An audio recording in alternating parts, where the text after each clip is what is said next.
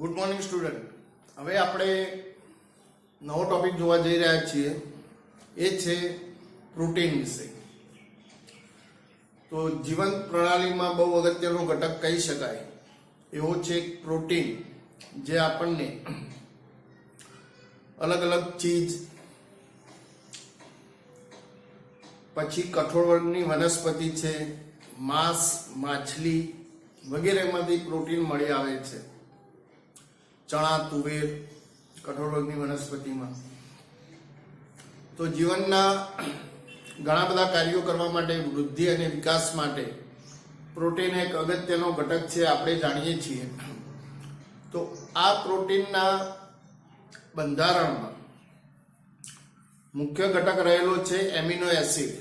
Amino acid એક polymer કહી શકાય કે ઘણા બધા એમિનો એસિડ ભેગા થઈને એમાંથી તમને પ્રોટીનનું નિર્માણ થાય છે. તો આ જે પ્રોટીન છે એના બંધારણ માટે મોટાભાગે આલ્ફા એમિનો એસિડનો જ ઉપયોગ થાય છે. તો આપણે પ્રોટીન વિશે જોઈએ તો મુખ્ય અધાતુ તત્વો છે કાર્બન, હાઇડ્રોજન, ઓક્સિજન, નાઇટ્રોજન. એ સિવાય અમુકમાં સલ્ફર અને ફોસ્ફરસ બી હોઈ શકે. ધાતુ તત્વો બી જોડાયેલા છે, FeCu, Zn અને Mn જેવી ધાતુ તત્વોથી પણ પ્રોટીનમાં અમુક ભાગ ધરાવે. પ્રોટીન એક બહુ મોટો જૈવિક બૃહદ અણુ છે. એનું જળ વિભાજન કરશો એટલે પેપ્ટાઇડ. આના આણ્વીય ભાર ઘણા ઊંચા થાય પણ નાના નાના ટુકડાઓમાં વહેંચાઈ જાય એટલે એને પેપ્ટાઇડ કહેવાય. એનું હજુ બી જળ વિભાજન કરશો તો છેવટનો એક અણુ મળશે, એને આપણે એમિનો એસિડ તરીકે ઓળખીએ છીએ. તો એમિનો એસિડ જે છે એના જે નામકરણ છે, એનું એક બંધારણ છે, એ જોઈએ. એના પહેલા એમિનો એસિડના નામકરણમાં રૂઢિગત નામ આપેલા છે. દાખલા તરીકે ગ્લાયસીન આ એક એમિનો એસિડનું નામ છે. તો ઘણા પદાર્થો માંથી મળી આવે એટલે એને ગ્લાયસીન તરીકે ઓળખવામાં આવ્યું. ટાયરોસિન એક બીજું એમિનો એસિડનું નામ છે. તો ટાયરોઝ એટલે ચીજ માંથી મળી આવે છે એટલે એને આપણે ટાયરોસિન નામ આપ્યું. ટૂંકમાં આપણે carbon, alpha, beta, gamma, theta આ રીતે અલગ અલગ લઈએ છીએ, પણ અહીંયા બંધારણમાં મુખ્ય આલ્ફા એમિનો એસિડ જ છે. એટલે મુખ્ય ક્રિયાશીલ સમૂહની ક્રિયાશીલતા COOH છે. એનો પાડોશી કાર્બન, આને આલ્ફા કહેવાય. તો બધા આલ્ફા એમિનો એસિડ છે.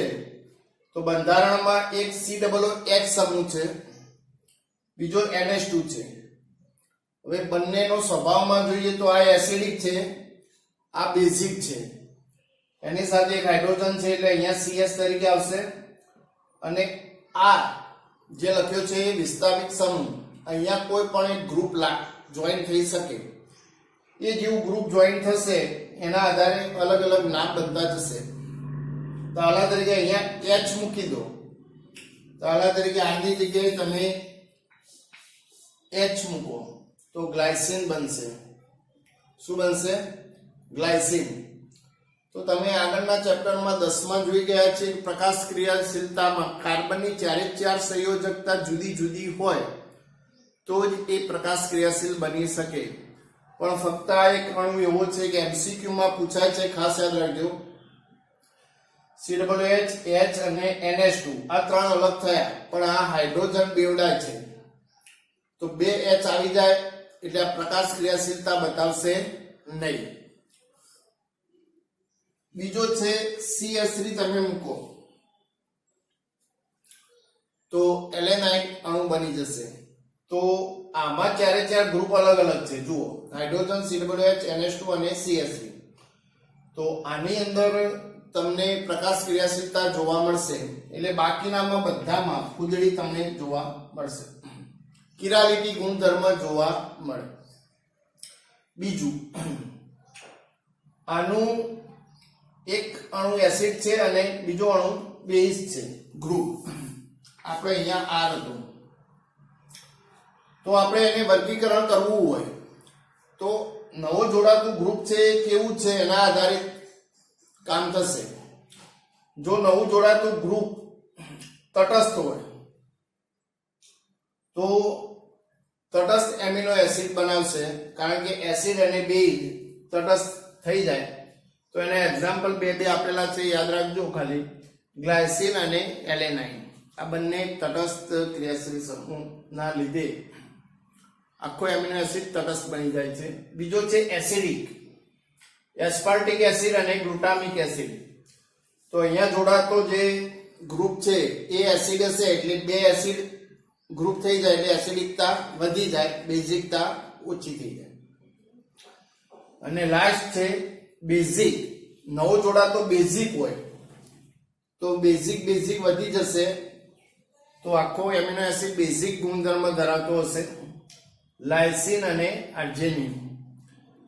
આ MCQ માં આપેલા છે, પરંતુ તમારી બુકમાં કોઠો આપેલો જે છે એ કોઠો તૈયાર કરવાનો નથી. એમાં એનું નામ આપેલું છે, પછી ટૂંકાક્ષરીમાં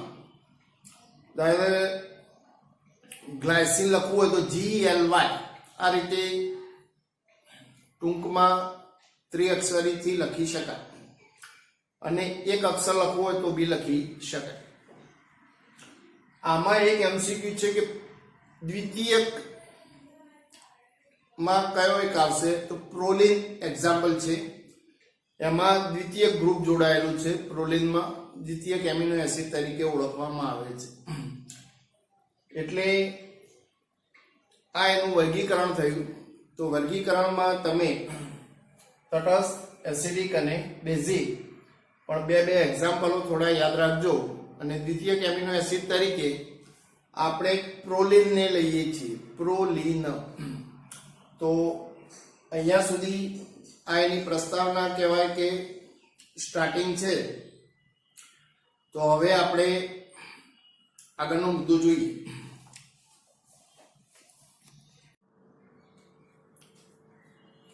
હવે આપણે એમિનો એસિડનો વિન્યાસ જોઈએ. વિન્યાસમાં કેપિટલ ડી અને કેપિટલ એલ, આને સ્મોલ ડી કે સ્મોલ એલ ધ્રુવીભૂત પ્રકાશનું ડેક્સ્ટ્રો કે લીવો સમઘટક સાથે કોઈ લેવા દેવા છે નહીં, ખાસ યાદ રાખજો. આ આપણે બુકમાં આપણે વિન્યાસ નક્કી કરવા માટે એક અપનાવેલી પદ્ધતિ છે. તો કેપિટલ ડી કોને કહેવાય તો NH2 સમૂહ જમણી બાજુ હોય. કઈ બાજુ હોય? જમણી બાજુ. તો આનો વિન્યાસ આપણે કેપિટલ ડી લખ્યો. પણ આ સ્મોલ ડી છે કે સ્મોલ એલ છે જોવું હોય તો પોલારીમીટરમાં જ નાખવું પડે, અને એમાં ધ્રુવીભૂત પ્રકાશનું તળ કઈ દિશામાં જાય છે એના આધારે જ નક્કી થાય. પણ અહીંયા આપણે વિન્યાસ આ રીતે સાપેક્ષ વિન્યાસ નક્કી કરીએ છીએ. આ વસ્તુ ડાબી સાઈડ હોય તો એને કેપિટલ એલ વિન્યાસ તરીકે ઓળખીએ છીએ, કેપિટલ એલ. હવે દાખલા તરીકે આ એમિનો એસિડમાં ડી અને એલ વિન્યાસ, આ તો ખબર પડી ગઈ કે જમણી બાજુ હોય તો ડી અને ડાબી સાઈડ હોય તો એલ. ચારે ચાર સંયોજકતા જુદી જુદી છે, બરોબર. હવે આ જ એમિનો એસિડ છે એને H અહીંયા આવી જાય એટલે COO- થશે, અને NH3H+ આવશે એટલે NH3+ થશે. તો આને દ્વિધ્રુવ આયન તરીકે ઓળખવામાં આવે. એનો બીજો શબ્દ છે ઝ્વિટર આયન. બંને ધ્રુવ ધરાવે છે, -B છે અને +B છે. H+ અહીંયા આવ્યો છે તો NH3+ થઈ ગયો, COO-. તો આવા ઝ્વિટર આયન જે છે એના ચોક્કસ દ્રાવણમાં તમે નાખો તો એ દ્વિધ્રુવ આયન તરીકે જે વર્તે છે. આ જ વસ્તુ લખેલી છે. આ CH ભેગો કરી નાખ્યો છે, C ની બાજુમાં H, NH3 COO-. ખુલ્લું કરીને લખેલું છે C=O-, NH3+. હવે જો તમે એસિડિક દ્રાવણમાં નાખશો એટલે શું થશે? માઇનસ ની પાસે H પ્લસ જોઈન થઈ જશે એટલે OH બનાવી દીધું. હવે ફક્ત કયો આયન તરીકે વર્તે છે? પ્લસ તરીકે. તો એસિડિક માં pH 7 કરતા કેવી છે? ઓછી છે. તો 7 કરતા ઓછી pH હોય એટલે ધન આયન તરીકે વર્તે. આખા અણુમાં ધન આયન છે, NH3 પ્લસ સ્વરૂપે રહેલું હોય. H પ્લસ O માઇનસ ની સાથે જોઈન થઈ જશે. એટલે જો એને બેઝિક દ્રાવણમાં નાખવામાં આવે તો આમાં આવું થશે કે NH3 પ્લસ અને OH માઇનસ, એટલે આમાંથી H પ્લસ અને OH માઇનસ પાણીનો અણુ બનાવી દેશે. એટલે અહીંયા NH3 પ્લસ માંથી NH2 બની જશે. આ તો આયન એમના એમ જ છે, માઇનસ માઇનસ તો જોઈન થવાના નથી, COO માઇનસ. એટલે બેઝિક દ્રાવણમાં pH 7 કરતા વધારે હોય ત્યારે કયા આયન સ્વરૂપે રહે છે? ઋણ આયન તરીકે. એટલે ખાસ યાદ રાખજો, એસિડિકમાં pH 7 કરતા ઓછી હોય તો ધન આયન સ્વરૂપે, MCQ માટે. અને જો બેઝિક દ્રાવણ હોય 7 કરતા વધુ pH હોય તો પોતે ઋણ આયન સ્વરૂપે રહે છે. હવે આને આવા દ્રાવણને વિદ્યુત ક્ષેત્રની હેઠળ નાખવામાં આવે તો શું થશે? જુઓ, જો પોતે ધન આયન સ્વરૂપે હશે તો કોની પાસે જશે? ઋણ છેડા પાસે જાય. ઋણ છેડો કયો છે? કેથોડ પાસે જશે. અને જો પોતે ઋણ આયન સ્વરૂપે હશે, આખો આયન ઋણ સ્વરૂપે હશે તો એનોડ ધન પાસે જશે, છેડા પાસે, વિદ્યુત ક્ષેત્રની હેઠળ. પરંતુ તમે કોઈક એવી pH કરશો એટલે 7 pH થઈ જાય તટસ્થ, તો એ વખતે આ આયન કોઈ પણ છેડા પાસે જશે નહીં, માઇનસ પાસે બી નહીં જાય કે પ્લસ પાસે બી નહીં જાય. તો આ pH એવી સેટ કરો જેને સમવિભવ બિંદુ શબ્દ વાપરવામાં આવે છે, તેને સમવિભવ બિંદુ કહે છે. અને જુદા જુદા એમિનો એસિડના સમવિભવ બિંદુ જુદા જુદા હોય છે. તો આવા મિશ્રણમાંથી એમિનો એસિડને અલગ કરવા હોય તો ઇલેક્ટ્રોફોરેસિસ, આપણે કલીલમાં યુ આકારની નળીવાળું સાધન જોઈ ગયા, એમાં એક આવે. અને એક બીજું ક્રોમેટોગ્રાફી પદ્ધતિ, તમે ધોરણ 11 માં ભણી ગયા હતા. તો આ બે પદ્ધતિઓથી તમે એમિનો એસિડને અલગીકરણ કરી શકો. આ બંને પદ્ધતિઓ અલગીકરણ માટે છે, કારણ કે અહીંયા ધન અને ઋણ છેડાવાળી બે બંધારણ છે. તો બંને એમિનો એસિડને ધનવાળા કે ઋણવાળા ને અલગ કરવા હોય અથવા ક્રોમેટોગ્રાફીથી જુદા જુદા એમિનો એસિડ છે એમને અલગીકરણ કરવા માટે વપરાય છે. તો અહીંયા સુધી આપણને ઝ્વિટર આયન અને એની માહિતી આપેલી છે. હવે પ્રોટીનના બંધારણ વિશે આગળ જોઈએ.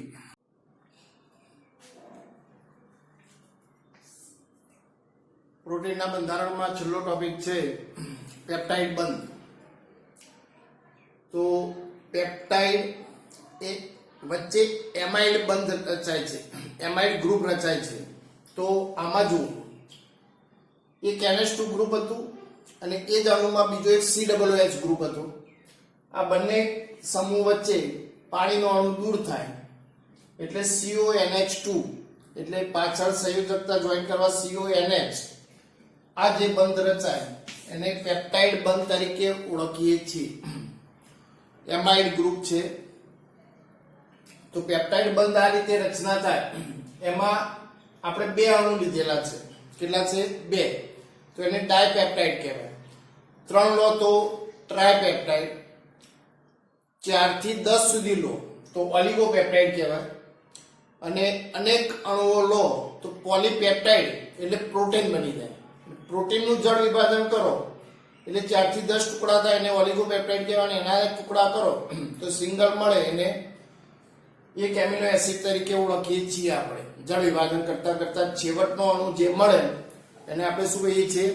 Amino acid. તો આવા એમિનો એસિડ 2 ભેગા થયા, 3 ભેગા થયા, 4, 5, 6 એવી રીતે અનેક વખત ભેગા થઈ જાય તો એને પ્રોટીન તરીકે આપણે ઓળખીએ છીએ. પણ દરેક અણુ જોઈન્ટ થતા જાય તો વચ્ચે એમાઇડ બંધ રચાતો જાય એટલે પેપ્ટાઇડ બંધ તરીકે ઓળખીએ છીએ. આવા વચ્ચે CuNH બે અણુ જ્યાં ભેગા થશે ત્યાં ભેગા થતા જશે. તો આપણે એક રચના કરી છે. બે અણુ લીધા, એક ગ્લાયસિન લીધો અને બીજો બી ગ્લાયસિન જ લીધો. તો બંને સરખા બી લઈ શકો, બે જુદા જુદા લઈ શકો, આગળ પાછળ મૂકી શકો, ગમે તે રીતે એની રચના થાય. તો ગ્લાયસિન ને ગ્લાયસિન, તો અહીંયા જુઓ છેડો કયો છે COOH, આ બાજુ છેડો કયો છે NH2. તો COOH અને NH2 માં પાણીનું અણુ દૂર થાય એટલે કયો બંધ રચાશે CONH. તો ગ્લાયસિન ગ્લાયસિન, તો આને ડાયપેપ્ટાઇડ અણુની રચના થઈ કહેવાય. આપણે અહીં એક બીજી રચના કરેલી છે. ગ્લાયસિન આ અણુ લીધો છે, બીજો એલેનાઇન લીધેલો છે, એમાં CH3 વધારાનો એક છે, એને એલેનાઇન નામ બોલાય. તો અગાઉની જેમ COOH અને NH2 ભેગા થઈને -H2O થશે એટલે વચ્ચે કયો રચાયો CONH. પાછી બાકીનો બે ભાગ લખી દેવાનો છે. બે અણુ જોઈન્ટ થયા એવા 3 અણુ બી તમે જોઈન્ટ કરી શકો, ટ્રાયપેપ્ટાઇડ કહેવાય. ફિનાઇલ એલેનાઇન ત્રીજો અણુ જોઈન્ટ કરો, પણ છેવટે તમે જોશો તો આ બાજુનો છેડામાં COOH જ રહેશે અને આ બાજુનો છેડો કયો રહેશે NH2. તો લખવાનો રિવાજ આ રીતે છે, હંમેશા ડાબી સાઈડ NH2 રહેશે અને N અંતસ્થ અવશેષ એવો શબ્દ વાપરી શકાય, અને જમણી બાજુ હંમેશા COOH છેડે બાકી રહેશે. હવે નવો અણુ તમે જોઈન કરો તો NH2 સાથે COOH પાછો CONH બનશે. આ રીતે જોઈન થતા જાય તો આ છેડો COOH નો છે એટલે C અંતસ્થ અવશેષ આ રીતે કહી શકાય. તો તમે 3 અલગ અલગ લો એમિનો એસિડ અને 3ને અલગ અલગ રીતે ગોઠવણી કરો તો 6 પ્રકારે અલગ અલગ ગોઠવણી થઈ શકે. A B C હોય તો B આગળ મૂકો, પછી C આગળ મૂકો, પછી એ રીતે ફેરવતા જાઓ તો 6 અલગ અલગ પ્રકારની ગોઠવણી થઈ શકે. ટૂંકમાં પેપ્ટાઇડ બંધ વિશે થિયરી પૂછે તો એની વ્યાખ્યા લખીને આવો કોઈ એક એક્ઝામ્પલ આપીને સમજાવવાનું થશે. બુકમાં આપેલું છે, વ્યવસ્થિત વાંચી લેવાનું છે. હવે પ્રોટીનના બંધારણમાં 2 પ્રકાર છે. એક છે રેસામય પ્રોટીન, એટલે એની જે પેપ્ટાઇડ શૃંખલા જતી હોય એને વચ્ચે H બંધ કે ડાયસલ્ફાઇડ આ રીતે જોઈન થયેલી હોય. બે શૃંખલાઓને વચ્ચેથી જોઈન થાય, એ હાઇડ્રોજન બંધથી બી જોઈન થાય અથવા ડાયસલ્ફાઇડથી બી જોઈન થાય. પણ જે રેસામય પ્રોટીન છે એ પાણીમાં અદ્રાવ્ય છે, પાણીમાં ઓગળશે નહીં. તો એના 2 એક્ઝામ્પલ ખાસ યાદ રાખજો. કેરેટીન, કેરેટીન એટલે આપણો નખ, પછી વાળ, પછી સિલ્કમાં, આ બધામાં કેરેટીન હોય. અને બીજું એક્ઝામ્પલ છે માયોસિન, માયોસિન આપણા સ્નાયુમાં હોય. આ બંને વસ્તુ પાણીમાં અદ્રાવ્ય છે, ઓગળશે નહીં. નખને પાણીમાં નાખો ના ઓગળે. અને બીજો પ્રકાર છે ગોલીય પ્રોટીન. ગોલીય એટલે આ રીતે જે ભાગ નજીક આવે છે તે જગ્યાએથી કોઈ બંધથી જોડાયેલા છે, આને ગોલીય પ્રોટીન તરીકે ઓળખવામાં આવે. પરંતુ આ પાણીમાં દ્રાવ્ય છે. પાણીમાં દ્રાવ્યમાં 2 એક્ઝામ્પલ છે. ઇન્સ્યુલિન એ પાણીમાં દ્રાવ્ય છે, એ ગોલીય પ્રોટીન છે, વન ટાઈપ. બીજું છે આલ્બ્યુમિન, આ પણ ગોલીય પ્રોટીન છે, પાણીમાં દ્રાવ્ય. તો આ 2 પ્રકારના MCQમાં ઘણીવાર પૂછાઈ ગયેલો પ્રશ્ન છે. હવે પ્રોટીનનું બંધારણ આપેલું છે અને પ્રોટીનનું વિકૃતિકરણ. આ 2 ટોપિકો આપણા અભ્યાસક્રમમાં છે નહીં, એટલે આપણે અહીંયા સુધી રાખીએ છીએ. અહીંયા પ્રોટીન ટોપિક પૂરો થઈ ગયો. એટલે પ્રોટીન બહુ જ પેપ્ટાઇડ બંધ, આગળ દ્વિધ્રુવ તરીકે જ્વિટરાયન અને એનું વર્ગીકરણ હતું એસિડિક, બેઝિક અને તટસ્થ. એટલે થિયરિકલમાં પેપ્ટાઇડ બંધ 2 માર્ક્સમાં પૂછાય એવી છે, બાકી બધું MCQમાં જ આવે એવું છે. એટલે 2 પેજ છે, વ્યવસ્થિત તૈયાર કરી દો એટલે આમાં પૂરેપૂરા માર્ક્સ ખેંચાઈ જાય એવા છે. એના પછીનો ટોપિક છે ઉત્સેચક, એ પણ આખો ટોટલ 30% ડિલીટ કરેલો છે. અને લાસ્ટમાં છે ન્યુક્લિક એસિડ. એક થિયરી બાકી રહેશે, એ આપણે નેક્સ્ટ ટાઈમે જોઈશું. પણ સાથે સાથે આ વસ્તુ વાંચતા રહેજો, બહુ સિમ્પલ છે.